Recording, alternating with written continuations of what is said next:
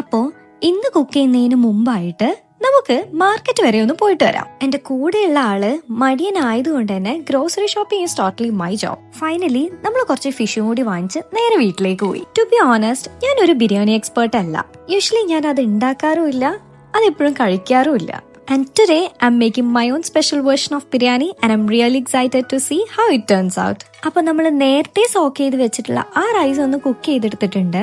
ഇനി ഇതിലേക്കുള്ള മസാല മിക്സ് ഉണ്ടാക്കിയെടുക്കാം. എന്നിട്ട് അതിലേക്കുള്ള സ്പൈസസ് ഒക്കെ ചേർത്ത് next ginger garlic green chilli tomato paste ചേർത്ത് കൊടുത്ത് നമുക്കിതൊന്ന് നന്നായിട്ട് കുക്ക് ചെയ്തെടുക്കാം. അതിനുശേഷം അതിലേക്ക് കുറച്ച് ഫ്രൈഡ് ഒനിയനും പിന്നെ മസാല മിക്സും കൂടി ചേർത്ത് നമ്മുടെ പ്രോൺസ് ഒന്ന് കുക്ക് ചെയ്തെടുക്കാം. അതിന്റെ ടോപ്പിലായിട്ട് കുറച്ച് കൊറിയാൻഡർ ലീവ്സും മിന്റ് ലീവ്സും കൂടി ചേർത്ത് കൊടുക്കുന്നുണ്ട്. നെക്സ്റ്റ് ലെയറിൽ കുക്ക്ഡ് റൈസും കൂടി ഇട്ട് കൊടുത്ത് സ്ലോ കുക്ക് ചെയ്തെടുക്കാം. And now it's time for the fish. ഇതിലേക്ക് സിമ്പിൾ മസാലാസ് യൂസ് ചെയ്തിട്ട് നമുക്ക് ഈ ഒരു ഫിഷ് ഒന്ന് മാരിനേറ്റ് ചെയ്തെടുക്കാം. ആക്ച്വലി കുറച്ച് മുന്നേ വരെ റോ ഫിഷ് കണ്ടു കഴിഞ്ഞ് കഴിഞ്ഞാല് കുക്ക്ഡ് ഫിഷ് പോലും കഴിക്കാത്ത ഒരാളായിരുന്നു ഞാൻ. ഇപ്പൊ ഞാൻ അത് ക്ലീൻ ചെയ്യുന്നു, കുക്ക് ചെയ്യുന്നു, കഴിക്കുന്നു, എന്താ അല്ലേ. അപ്പോഴേക്കും നമ്മുടെ തവ ഫ്രൈ ഇവിടെ റെഡി ആയിട്ടുണ്ട് കേട്ടോ.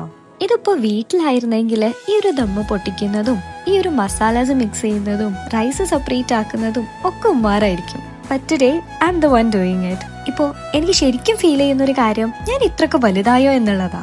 അങ്ങനെ ഫുഡൊക്കെ ഇവിടെ റെഡി ആയിട്ടുണ്ട്. ഇതിലേക്ക് കാര്യമായിട്ട് ഡെസേർട്ട് ഒന്നും ഇല്ലാത്തതുകൊണ്ട് ഞാൻ കുറച്ച് യെല്ലോ മെലൺ കട്ട് ചെയ്ത് വെച്ചിട്ടുണ്ട്. അപ്പൊ ഗ്രിൽ മീനിന്റെ കൂടെ ഒരു ഗുഡ് മൂവിയും കൂടി. So happy weekend.